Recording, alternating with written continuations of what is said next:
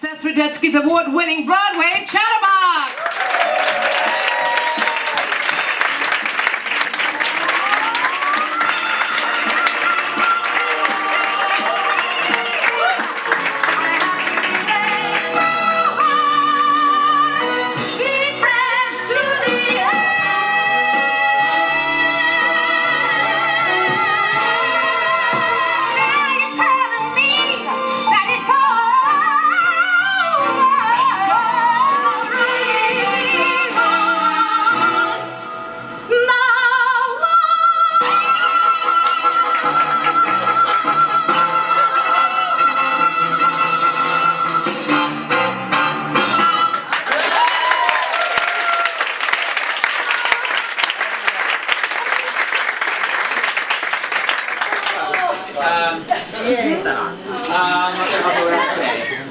So is it really seriously not on? You know what, I can. What's it? I'm gonna switch. Anybody? Oh, somebody. Okay, so yeah, it's Broadway Bears weekend, so we're celebrating. As you can see, is anything not gonna embarrass me? Okay, whatever. Anyway, Broadway Bears, like every picture I look at I'm mortified by, because my mother's sitting in the front row. Here's the CD, mortifying. Actually, we have like 10 of these here, which we're selling. These are all the opening numbers from Broadway Bears, and it's like the most amazing singers ever. It's like Ewan Morton, Heidi Blickenstaff, Titus Burgess, Shoshana Bean, Jen Krakowski, Julia Murney. It's amazing. And Jerry will autograph these, and we're selling them all for Broadway Cares at the end of the show. So buy it. Smattering of applause. Wasting time in the show. Brandon, what's going on with the mic? Should I be nervous? Because I hear his noise. This? Hold on. Hello. What the hell is that, Randy? When did you become a boss? No, I have a mic back here. Oh, you have your own mic? I have a handheld. You brought your own? I take a God mic with me every rehearsal. You're not directing this. How dare you? Could we please get some more light on Seth? Exactly. Hey, not at this age. Okay, anyway, please welcome to the stage the creator of Broadway Bears, Mr. Jerry Mitchell!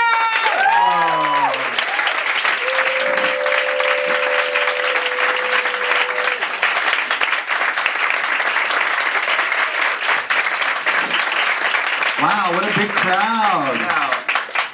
I always sell out. It's always about me. Then never. Only when I have a cute guest. Anywho, okay, before we get into all the background details, just describe. You got the strip? Can't you wait?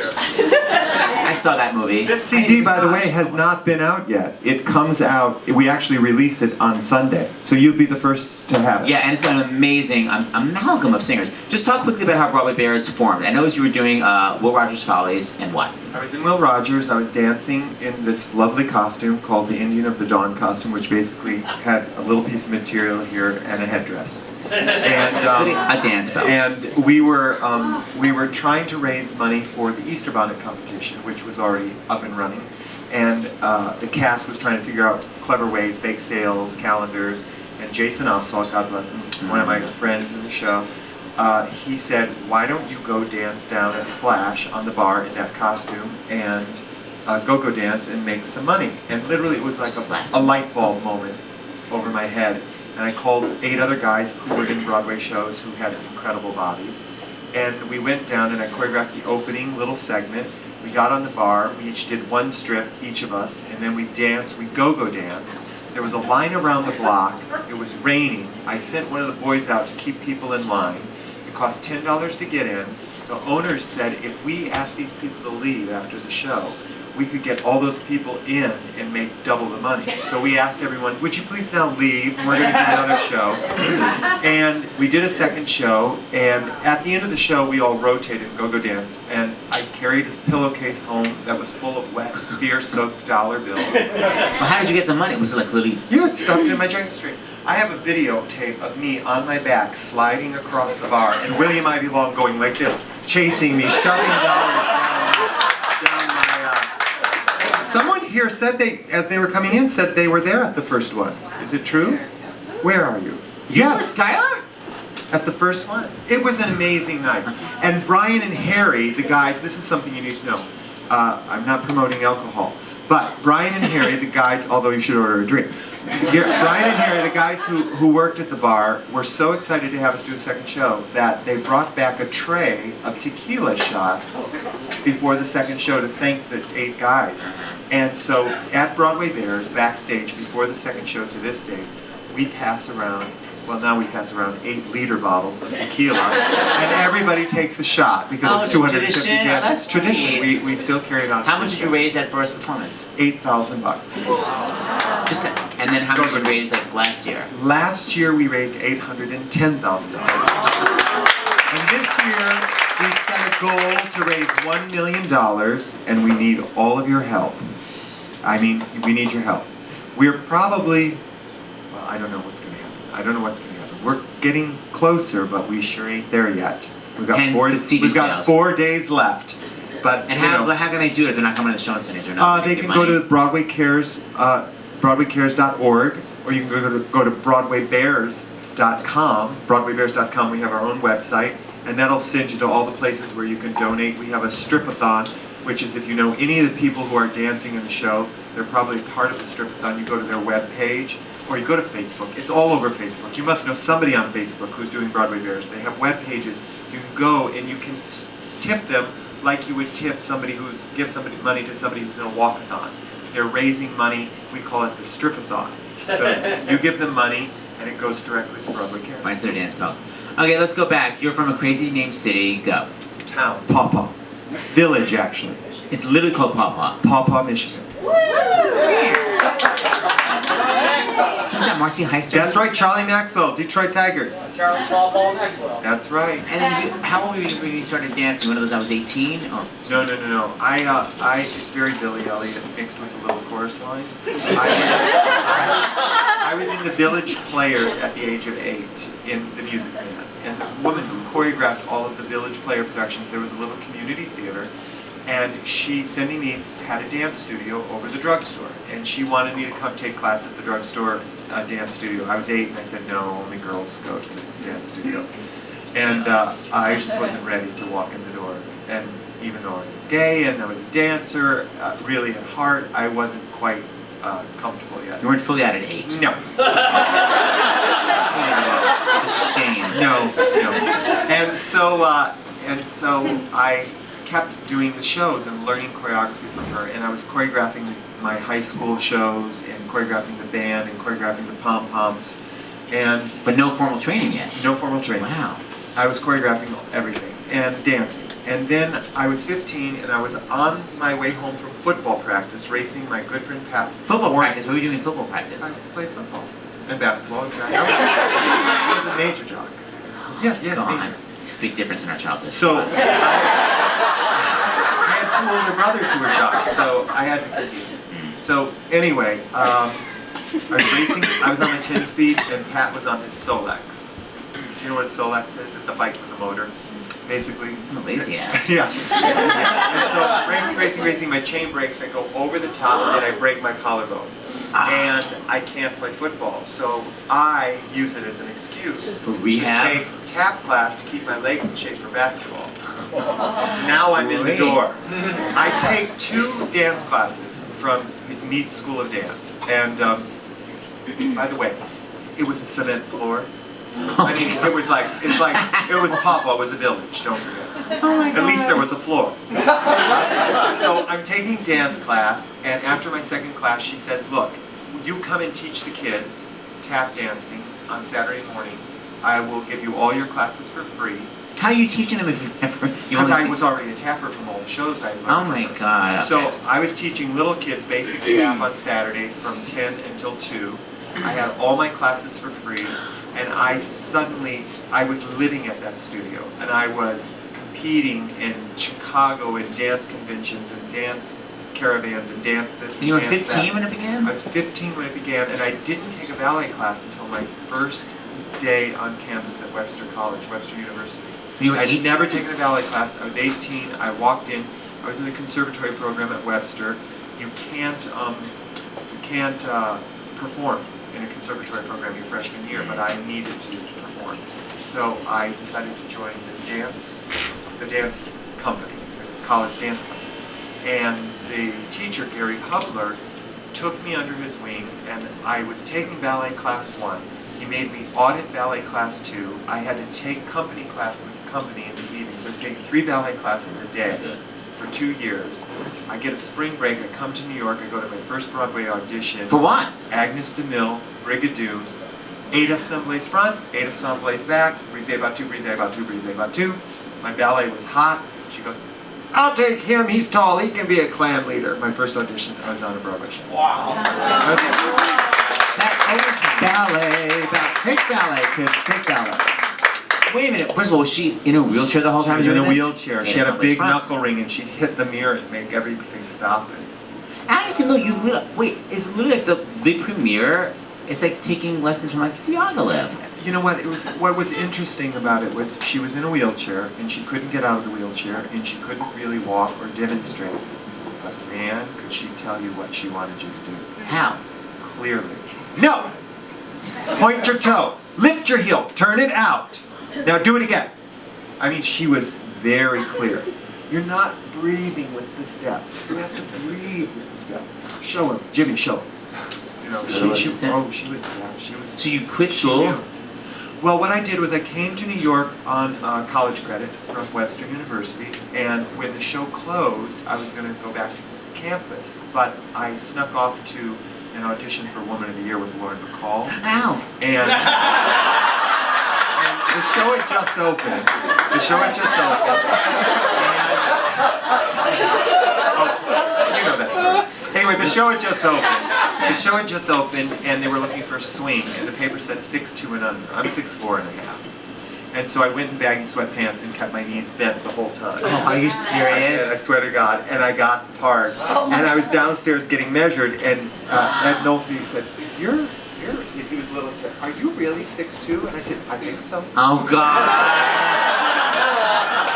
And you weren't scared you're going to get fired? Oh, God. I didn't even think like that. I just went to the audition. Describe what a swing is. Smashed. A swing is basically the person who cleans up. You basically do whatever you have to do when the other 8 guys are out of the show. You have to learn all the tracks, all the parts, and you do it all. So Lauren Bacall hated me because, at least in the beginning, voice then we range. became Jealous. best friends. What? We became best friends. But she hated me because she couldn't keep track on me. Like when she's on stage, she likes to make sure what everybody else is doing. In the swing, you could be on this side tonight and that side tomorrow and upper bum the next night. And there were a lot of lifts, and she never knew where I was going to end up. And that freaked her out because when I danced, people looked at me. To be honest with you, I was a good dancer. And she hated that too. And so Eddie said, when you dance, look at her. Just keep your eyes on her. She's the star. Look at her. It was a great lesson to learn being in the chorus. You know, focus on the star. Don't just cheese it up for the audience. So I did, and I was warming up on stage once, and there were a bunch of dummies behind a curtain in the first scene because she's being given an award, and I hit one of the dummies and knocked it off as the orchestra's playing and we're warming up. She said, Jerry, be careful with the dummies. Be careful with the lifts. And I yelled back at her. And the stage man, I said, I am careful with the dummies and I am careful with the lifts, like that. Curtain. And the stage manager said, way to go. The next day she walks in and she's coming through the warm-up area downstairs at the Palace. She says, hi, Jerry. For the first time, she called me by my name. So she wanted to be sassed back? She didn't like pushovers. People, if she could push you over, if she knew she could push you around, she'd push you around. If you stood your ground, and I respected her. I wasn't mean or anything, but she barked at the wrong time. But how did you go from like community theater to Broadway? Like, was there a difference? I don't know how the hell I went from community theater to Broadway. I think about it every day, and I think, how did this happen? Because ultimately, it wasn't like I had a chart and I ticked off things. I just knew I had to be here. I was 5, 8. I sat my mom down and I said, I'm going to dance on Broadway. Don't get in my way. Tall? 5 or 8 years old. Oh, 5 or 8 years old. I had just done the Village Players and I knew I had to be here. I knew this was what I was going to do. My parents were great because my parents really encouraged me. They came and saw everything I did, but they didn't get in the car and drive me to rehearsal. if I wanted to go, they made me get there. You know, they wanted me to go. I remember I was in Boy Scouts and I was almost an Eagle Scout, and I was rehearsing at the Village Players till 11 o'clock every night, and I missed a Boy Scout meeting. And the Boy Scout master called my mother, and my mom sat me down and she said, look, you got to make a decision. You can't do everything, but what you do want to do, you want to do it full out, my phrase, but she didn't use that phrase, but like that. She said, you got to commit. And I said, okay, I'm committing to the show and to the theater. And she said, are you sure about that? You've got 3 more merit badges and you're an Eagle Scout. I said, Mom, I don't want to be an Eagle Scout. I want to be in the theater.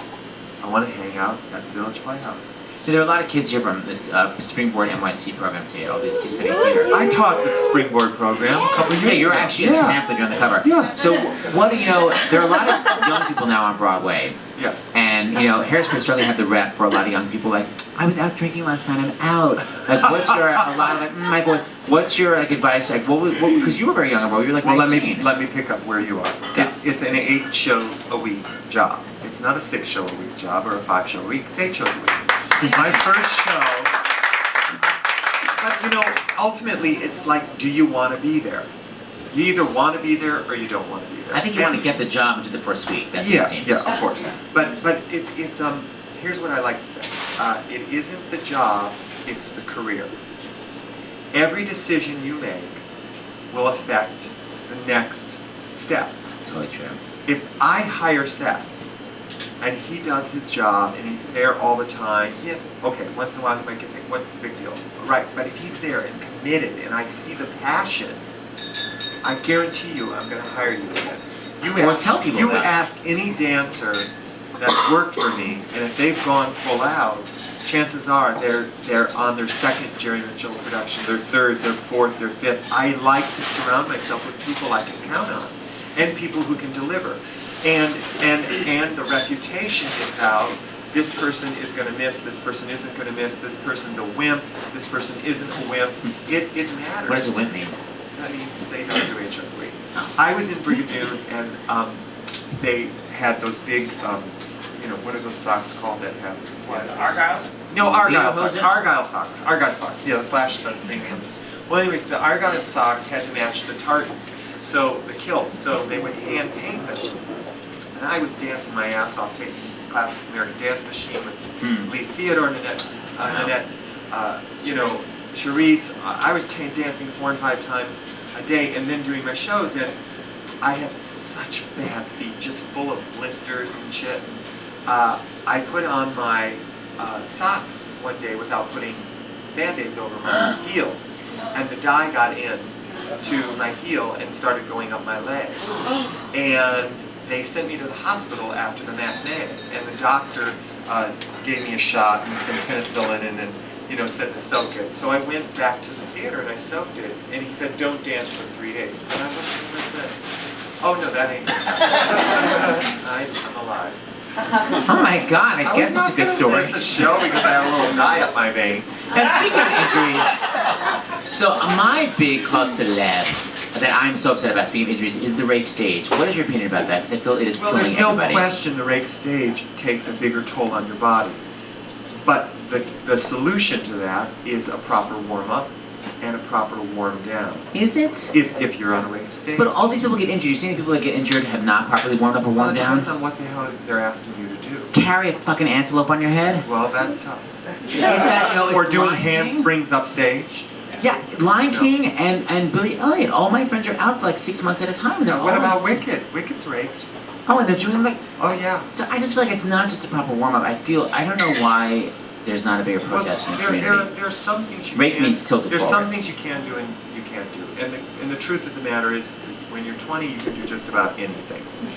But when you're 25, it starts to get When I turn 25, Yes. it's gonna... No more rake stage for you. I remember that. Platform heels. Just saying. Okay, so wait, what about when did chorus line come into all this? Did you do chorus line? I was in college when I did a course line. Before you came to Broadway? Who was in your, use your microphone more. Who was Hello. in your tour? Let's see. In my tour was Matt was still playing Bobby. Matt Jamie Charlie? Torsolini. No. No, Matt, the Walter? choreographer. He turned into a choreographer. Anybody? Matt. From is Beauty he- Beast. Matt, Beauty and the Beast. Oh, Matt, I know you're talking about. Jamie Torcellini, John Salvatore, Hilarious. Miss West Coast from pageant. Addie Cooper was playing Cassie for a Who were while. you? Tina Paul was playing Cassie. Well, when you got hired to do the show, they would hire you to do when you're young. They give you 4 parts. I was headband and all those things that I understudied 4 parts. And I got the show. I was still in my sophomore year. And I got the Broadway show. I went back to school. It was the last 3 or 4 weeks of my sophomore year, and a chorus line was playing at the Fox in St. Louis, and so I went down and auditioned and I got the show. And I knew I was going to get that show, and I was waiting to get that show. I planned that 2 years ago. That I did. When I saw Chorus Line, I was still in high school. I was in the last seat, the last row of the Schubert Theater, and I ran to my dance teacher and I said, "You have got to teach me how to do turn, out, and jump step right now." Exactly. I said, "I'm in that show, you got to show." She said, "What are you talking about?" I said, "I'm taking you." I got tickets, took her and her sister. We went back and sat in the orchestra, saw the show, and I said, and we got out of the theater. I said, "Show me how to do that. Show me now." What is the trick to doing that? Because I'm always terrible. Nothing. It's a double pirouette, arabesque, pull in, and jump. Potash turned in, potash shop. There's no trick, but it was a combination that my mind couldn't wrap its head around. I'd never seen that before, and I said, "I can do that. Show me how to do that." And so she showed me, and 2 years later, I was in the show. And then, now, did Michael Bennett ever get to work with you on that show? Michael saw me in the show, but Bob worked with me. Oh, baby? Yeah. But then I was here. So I did Chorus Line, and then for that whole summer, and then I came here and did Brigadoon. And then I was in Brigadoon, and I was in a lot of stuff. I was in a lot of shows, and I was dancing on the Tony Awards. They hired dancers. Albert Stevenson was choreographing, and I did the year that they did a tribute to Sondheim, a tribute to Jerry Herman, and Sondheim, Jerry Herman, and Ken Burnett. And Michael was getting an honorary award for a chorus line, and he saw me dancing, and he said, "I've got a show I'm working on. Would you come and dance with me?" And I said, "Sure." And so I went to the studio, and it was Scandal, and I was in the ensemble. And then about 4 weeks after I was in the ensemble, he said, "I really love what you're doing with Jody Mocha. Would you be my associate?" So Danny Herman, myself, and Jody were associates to him, and we worked on it for a year. Describe that show. Everyone said it was like the most amazing Michael Bennett show ever. It was 1986, I think, 85, 86, and AIDS was really big in the city. And the show was about a husband who had cheated on his wife. And Treva Silverman, who wrote the Mary Tyler Moore Show, wrote the book. Jimmy Webb was writing the music. And so Swoosie Kurtz, who played the leading lady, is hurt by her husband stepping out on her, and so she decides she's going to retaliate by doing the same thing. So it's her journey through being comfortable with having sex outside of her marriage. And she has a bad date, a good date. She has a bad three-way, a good three-way. She has a bathtub sex with a woman in a tub, Priscilla Lopez. She's a dyke, you can see it by the way that she stands. She's a dyke, there's something wrong with her glands. She's a dyke, makes her giggle in a baritone. She's a dyke, let's test her for testosterone. She probably rides a motorbike, and if there's something that we really don't like, it's a dyke. And we were all, I was the judge, and I was sitting in the Swiss Alps that surrounded the bathtub in the cottage, and turned around and we were all in furs, and we opened our furs and we were in G-strings, and oh, it was wild. And there was this beautiful menage a trois ballet in the middle of the thing. She has this great menage a trois in Italy. Swoosie dances? Swoosie danced. Well, she danced on my shoulders. Swoosie danced, and sang, and she was great. And there was this menage a trois ballet, and she's having this relationship with these two Italian guys, and she's looking at the ceiling, and she goes, "Oh my God, the angels are dancing," and we were Botticelli angels, and we came down and did this unbelievable menage a trois ballet that's gone. Can't you restage it? Well, we've done some of the moves and stuff, and well, can't you do the whole show again now that it's... People have talked about it. But anyways, the problem was, it was AIDS. You were opening up the paper every day and it was talking about promiscuity bad, sex bad, having sex outside of marriage bad, and it was like, you can't do this show today. You just can't do it. And so Michael decided to go to London to do chess. And I went with him, and I cast the entire first production of Chess in London, and then we came back. With Elaine Page? Yeah. Oh God. Oh my God. So the door is shut, and Tim Rice is in the room with Michael Bennett, and Robin Wagner and I are sitting out in the lobby, and you can hear, "I'm not hiring that midget. She's so damn small. I'm not hiring her. Who'd want to love her? She's too small." Michael's screaming at Tim Rice, "You don't hire her. You're not doing my show." And we had, anyway, it was the funniest thing in my life. And Elaine was Tim Rice's girlfriend, so it was a very comfortable conversation. Yeah, that was why they were having the fight. But anyway, and we had gone to her concert the night before, and she'd done Short People on Stilts, which was hilarious, by the way. That's funny. But what she was got his hired. concept for? Because I mean, Well, Michael's concept for the show was brilliant because the stage was a square with 64 individual lighted boxes that could go all black, all white, do a checkerboard, and it lifted and turned. So when it got to the Mountain High Duet, it turned like a tilt-a-wheel and went like this, and all the checkers went, and it was a white hill. And my God, beautiful. it was so beautiful. And then the reason he did 64 here is because he did 64 cameras. So when the chess game was going on, you could see the pieces moving, because a chess game is a little teeny event. Right. So it became multimedia. Well, when he left the production, Trevor Nunn took over, and everybody went crazy because Trevor demanded doors and beds and windows and walls. And if you saw Dreamgirls, Michael did that with none of that. And this was an extension of that. And it changed. It changed a lot. So now Michael had to leave because he got sick. Yeah, I got sick. Yeah. And Did then you I know went. that he was sick? Did I know? No, I didn't know. I mean, he didn't tell me, and it was all under the guise of a heart problem. But I thought it was. And anyway, we didn't. Bob and I went back a few years later to do Follies with Diana Rigg and Julie McKenzie. And Pappas. And that was fabulous. And then he passed away while we were there. Oh, it's so tragic that he never got to do chess. But so you not only work with Agnes DeMille and Michael Bennett, you also have the nerve to work with Jerome Robbins. I did. You worked with like literally all the greats. So what did you learn? First of all, they're all sort of cranky asses in their own way. But how are they different? Like, what's each of their genius? Jerry was, brilliant, and Michael worshipped Jerry. We all did. And the funny thing was, I was asked to talk about Michael in Ken. He's a writer. Oh, he's here for Theater Week. He wrote a Ken book. Mandelbaum. Ken Mandelbaum. Everybody was asked to comment for this book, and I didn't. I felt like all of my stories were personal, and I didn't really want to share them at that time. And this was before I worked with Jerry Robbins. Then I worked with Jerry Robbins, and after I stepped away from 2 years of being Jerry Robbins' right-hand slave, basically carrying a Macintosh computer when it carried in 2 bags. There were no laptops to make rehearsal schedules that were this long, and I loved every minute of it. I went to open his closet to get a glass once, or a vase or something, and in the bottom of the closet, way down there in the bottom, by a bunch of old vases, were like 2 Academy Awards. So hilarious. I went, what are those doing down there? And he said, they're Academy. I hate those things. That's terrible. That movie sucked. That's hilarious. Academy Awards for West Side Story. And the funny thing was, is I thought they were the same. They were very much the same. Meaning, they were very clear on what it was they wanted to do and how they wanted to tell the story and make the show work. What was different about them was the period in which they were doing their work. Jerry Robbins came from, talk about discipline, kids.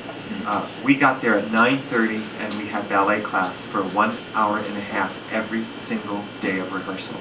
Before rehearsal, you have to do 1 hour and a half ballet class, and there were 3 levels for the cast. There was the A level, taught by Victor from New York City Ballet, the B level, taught by Cynthia on Rubia, and what I called the Beefs. The Beefs were Faith Prince, Debbie Gravitt, Jason Alexander, Susan Kikuchi, Donna Marie Elio, all of the Tom Robbins, all of the characters who couldn't dance but did parts, and we called ourselves the Beefs. And we did like a little, because we were beefy. we did a little more aerobic and a little ballet bar, and it was very important that we did ballet bar. Jerry insisted on it. So I taught them, and After that, what did you do, rehearsal day? then we rehearsed all day. So there was that. Then, you know, very clear on what he, I remember having a meeting with Jason Alexander, who was the equity deputy for the principals, and we were trying to explain to Jerry why he had to take a break. Why it was 1980 whatever, and actually in their contracts they have to have a 5-minute break every hour or a 10-minute break every hour and 20 minutes. That's the way it works. We can't change it. We got to do it. I don't understand. Why do we have to do that? If I don't have to take a break, why do they have to take a break? I mean, he really needed to be explained because it wasn't like that in the 60s when he stopped working on Broadway. It wasn't like that. So that was interesting to see him, and he did a wonderful job at accepting the way the show, building the show had changed. He was brilliant at it. Michael would smoke cigarettes in a chair with wheels on it while we were rehearsing at 890 Broadway. He would be smoking, chain smoking. And he'd like push himself on the chair this way or push himself that way. He wouldn't even get out of the chair. He'd just push himself over to you and say, do that, show it. And then when he got out of that chair, watch out people, because he had to get up and show. There was a girl in tennis shoes doing a dance and she wasn't doing it right. He got up out of that chair, and she was supposed to be on point. He got up out of that chair, and I swear to God, he did the whole thing in his tennis shoes on point, and with a cigarette in his mouth, and said, "That's how I want you to do it," and sat down. And I went, yeah, that's how he wants you to do it. And the funny thing is he was right. He was right. And Jerry Robbins, I remember we were rehearsing a number, and I was playing a part that Louis Perez later played. I was learning the choreography. And it was a pantomime ballet, and I was supposed to take a glass, drink from the glass, and die. It was the Dreams Come True ballet. And I did it, and I brought my dog that day, and my dog was on his leash under the stage manager's table. And I died, and Jerry went, no, that's all wrong. You're not doing it right. If you do it like that, they're going to copy you, and then I'm going to have to spend hours trying to restage them because they'll be doing it like you instead of doing it right. And I was like, oh, okay. And so he said, and this is the funny part. So it's mine. There's no glass. He says, give me that. And then he drinks and does the death and dies and does the whole death thing. And my dog goes, and I thought, well, he even convinced my fucking dog. But both of them were about commitment. And you know what's funny? I was watching you do your Cassie thing. Yes. And I said, fucking look at Seth. He is absolutely 150% committed to that little joke. And you know, that's really that is the trick, springboarders. Commit. If you don't commit, I'll see it. It won't be good enough. You have to be absolutely committed on stage, because stage isn't exciting unless the commitment is there. But how do you commit when you have someone like Jerome Robbins, where if you do it wrong, he's so mean to you? Like, that's always the problem. Well, how do you feel safe to commit? That's being confident. That's being confident, saying, okay, I'm going to get beat up. You know, everybody you work with will not be alike. There are a lot of people who are tough. There are a lot of people who do it from a nasty edge, and there are a lot of people who do it from a good edge. You just got to be able to listen and take from the criticism or the critique what isn't working. Try to get it. Try to be respectful, because everybody has a process. You don't know. He may have just been reamed a new asshole by the producers about not. This show isn't good enough, you got to make it better. The producers may have said, we're not spending another cent until you show us a better number. You have no idea what he's going through. So, you're there to serve. You're there to serve the piece and serve the vision. And you must always realize that that's your job. That's your job, to be a part of this thing that's larger than all of us in the room. If we have to do it together, obviously. But if you sort of came from, because they're both sort of known as meanies, Michael Bennett and Jerome Robbins, how come you're so respectful? Well, then the third piece of my puzzle is Jack O'Brien.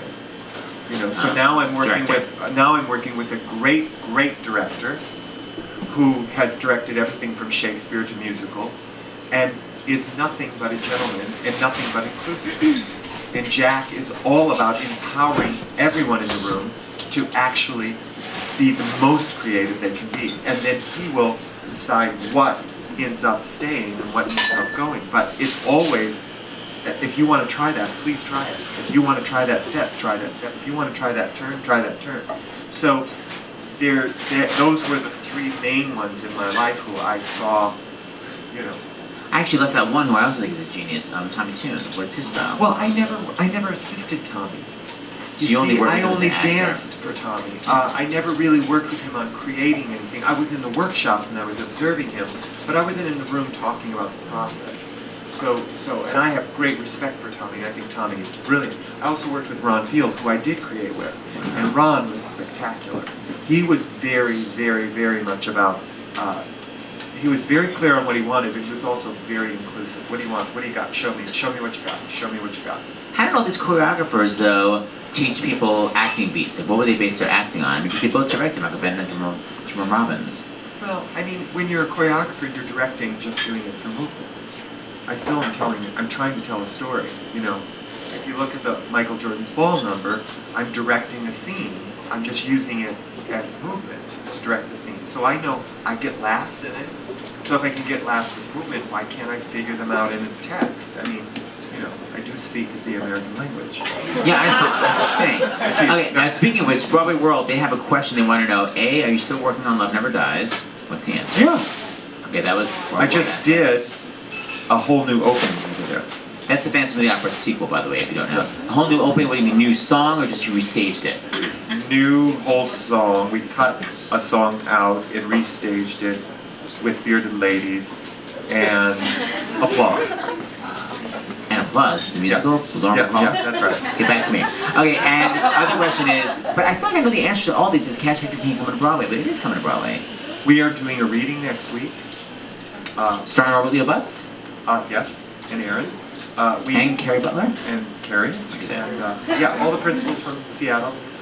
What we've been doing is from Seattle. Obviously, Jack and I went away. Before we went away, we had done our changes on the first act. We didn't do the second act. We came back. We immediately got started on it. Did the second act stuff. We're reading the new script next week, and hopefully we'll get the green light to start rehearsals in January. The boys have written 3 new songs since Seattle, Oh, great. so it's really.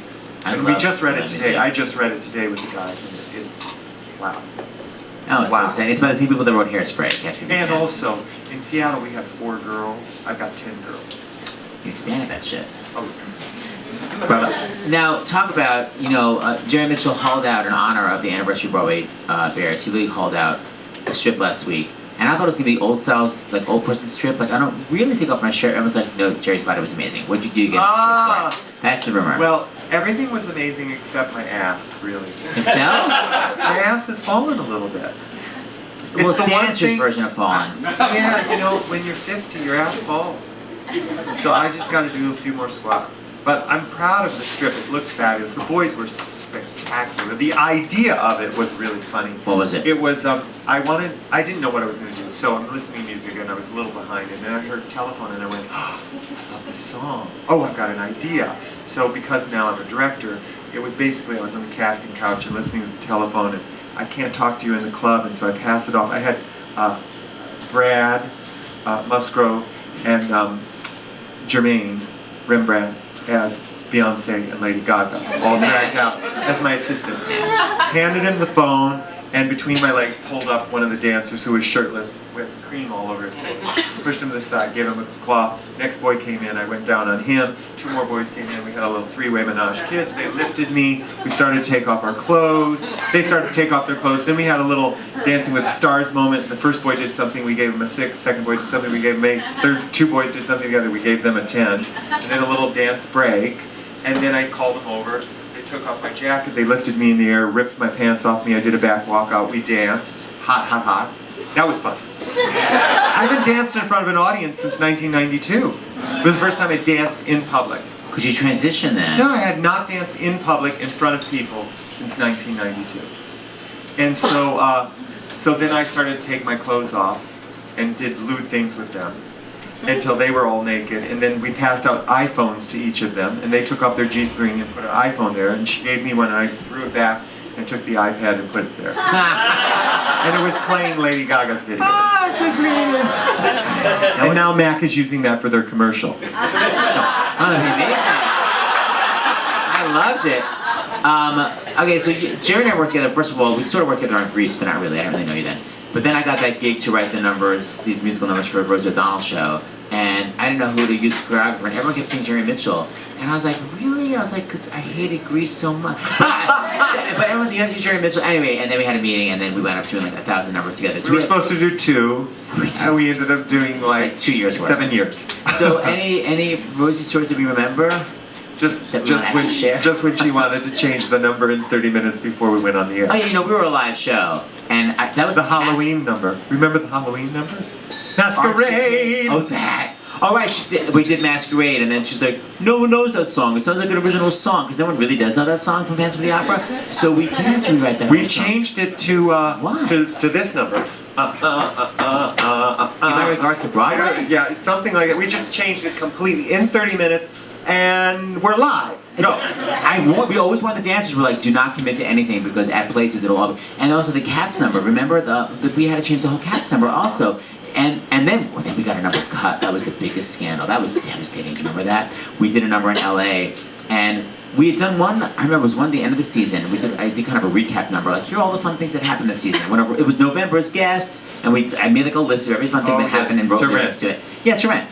And then at the end of LA, we did like New York, and it was all the fun things that happened that season. And suddenly Rose was like, no one remembers these things. And I'm like, well, it's sort of for the fans, like, absolutely. And cut. And it was like devastating because everyone had to be paid. It was like $10,000. I was literally traumatized. But we did some amazing numbers, if you think about it.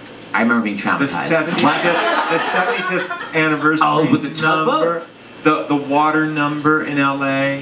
They actually we had a band. We had the USC band, marching band. Don't you remember? That's crazy. We did crazy shit. We did Dick Van Dyke. We did Dick Van Dyke, the old bamboo. Recreated Old Bamboo, but they recreated the "Don't Rain on My Parade" moment with the helicopter from remember on the tugboat with Rosie. We had some, and we also did the Tony Awards opening number together with the three divas with Patty the Poem, Betty Buckley, and Jennifer Holliday. That was a great number. That was fun. Yeah, we need to recreate that again. I think we should. I don't know. I'm talk sure about the Tonys. A medley of pop songs is a great Hello, idea. yes. Anywho, send in the clock. Okay, well, actually, I didn't even see it. You know what? It's called the Tony Awards. Why don't you get people who actually work on Broadway to actually write the show? But that football player saw a Broadway show. Yeah. Actually, I didn't see the show. I said to write the show. To write the show. Write the show? Write the show.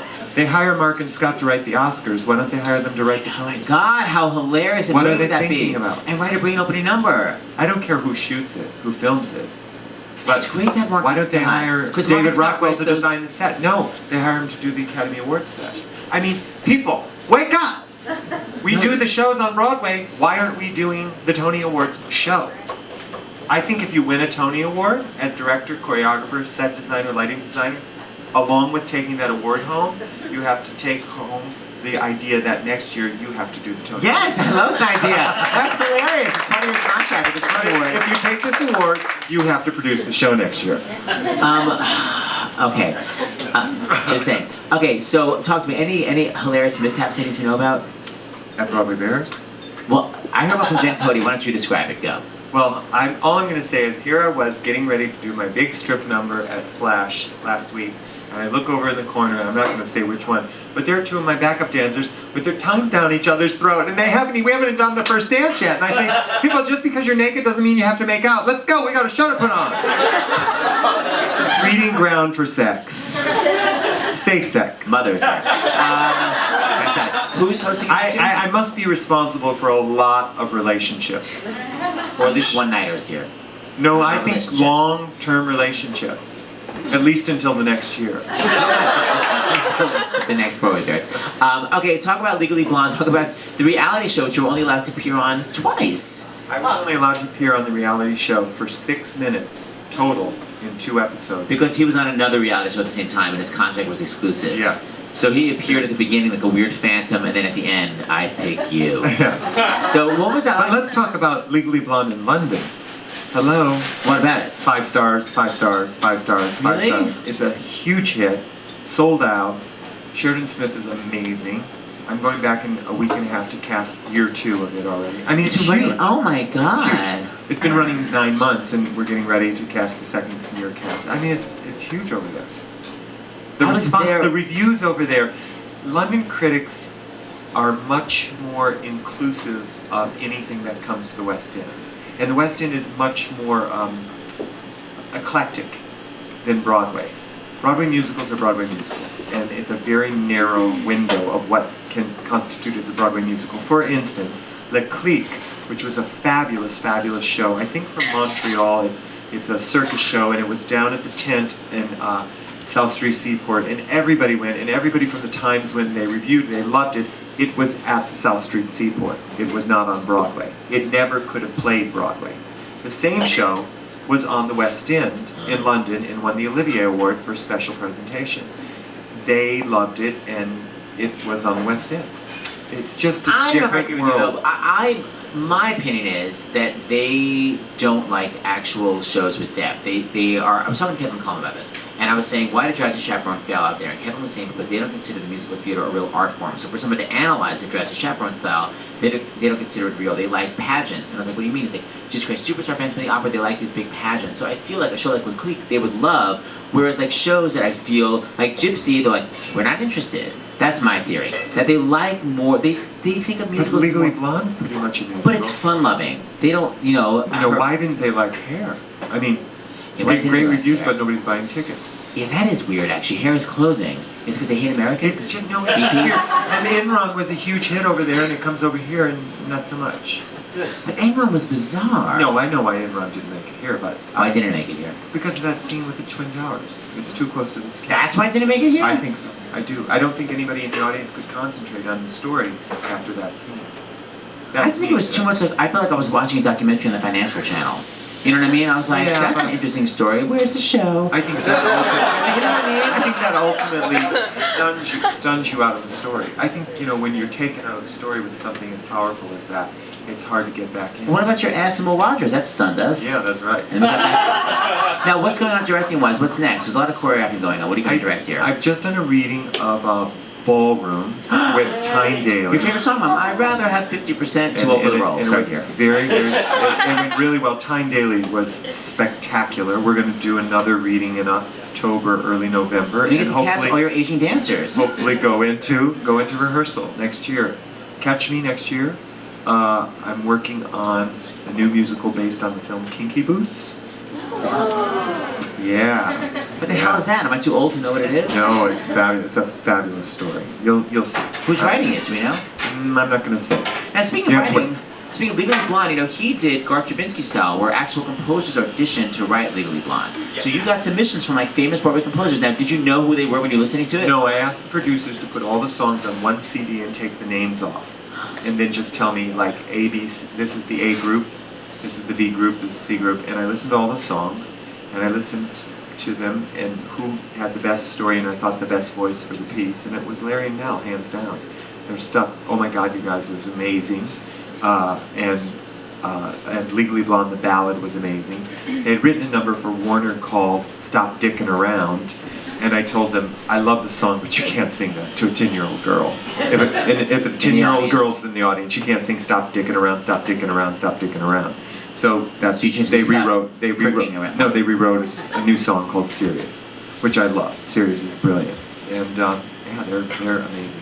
Nell and Larry are spectacular. They're really talented. So you're not going to go back to performing though. You're just staying. Oh no. You want to do the 8 a week again? You know what? I could do the 8 a week again, but Ballroom, catch yourself, Barbra Streisand style. No. Not even limited run roundabout style? No. We'll